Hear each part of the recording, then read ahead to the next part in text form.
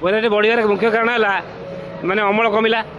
ତାପରେ ଦ୍ୱିତୀୟ ବିଜେପି ସରକାର ଆମେ ଭୋଟ୍ ଦେଇଦେଲୁ ବିଶ୍ୱାସ କରିକି, ଏଇଟା କେଉଁ କୂଳକୁ ହେଲାନି। ହଁ ପ୍ରକୃତି ଆମେ ଦେଇକି ଏନେ ପସ୍ତଉଛୁ। କାହିଁ କହିଲ ଦେଖ କେବଳ ପାଣ୍ଡିଆନ ପାଇଁ ଆମେ ପରିବର୍ତ୍ତନ କରିଥିଲୁ।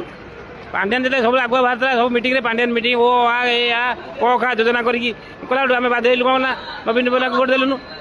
ବୁଝିଲ ଆଜି ଏଇଟା ମାନେ ଭୋଗୁଛୁ। ଆଉ କାଲି ସମୟ ଯେଉଁ ମାନେ ଆମର ବେଙ୍ଗଲ ବାଲା ଆଳୁ ବନ୍ଦ କରିଥିଲେ, ନବୀନ ପଟ୍ଟନାୟକ କହିବାର ଆଳୁ ଦେଲେ ନା ନାହିଁ? ନବୀନ ପଟ୍ଟନାୟକ ଠିକ୍, ତା କର୍ମଚାରୀ ଖରାପ, ତା ପାଖାପାଖି ଲୋକ ପାଣ୍ଡିଆନ ପାଇଁ ଦେଶ ବଦଳିଗଲା, ପୁରା ବଦଳିଗଲା, ବର୍ବାଦ ହେଇଗଲା କେବଳ ପାଣ୍ଡିଆନ ପାଇଁ। କିନ୍ତୁ ନବୀନ ବାବୁ ଯଦି ଥାନ୍ତେ ମାସକ ଆଗରୁ ସବୁ ପ୍ରଚାର କରିଥାନ୍ତେ, ସବୁ ଆଟେଣ୍ଡ କରିଥାନ୍ତେ ମିଟିଂ, ତାହେଲେ ହୁଏତ ଅନେଲେ ସବୁ ମାନେ ନବୀନ ପଟ୍ଟନାୟକ ଶାସନ କରିଥାନ୍ତା। ନବୀନ ପଟ୍ଟନାୟକ ଆଗକୁ ଫ୍ରଣ୍ଟକୁ ବାହାରିଲେନି। ଆଉ ଏବେ ତ ସବୁଠି ଫ୍ରଣ୍ଟ ଲାଇନ୍ ହେଉଛି। ହଁ ସେଥିରେ ନବୀନ ବାବୁ ସେଥିରେ ଫ୍ରଣ୍ଟକୁ ଆସିଥାନ୍ତେ ନିଶ୍ଚିତ ଭାବରେ ଭୋଟ୍ ଦେଇଥାନ୍ତେ ଲୋକମାନେ। ସବୁ ନବୀନ ପଟ୍ଟନାୟକ ସମସ୍ତେ ମାନେ ଓଡ଼ିଶାବାସୀ ଭଲ ପାଆନ୍ତି, ଭଲ ପାଉଥିଲେ, ଭଲ ପାଇବେ ମଧ୍ୟ।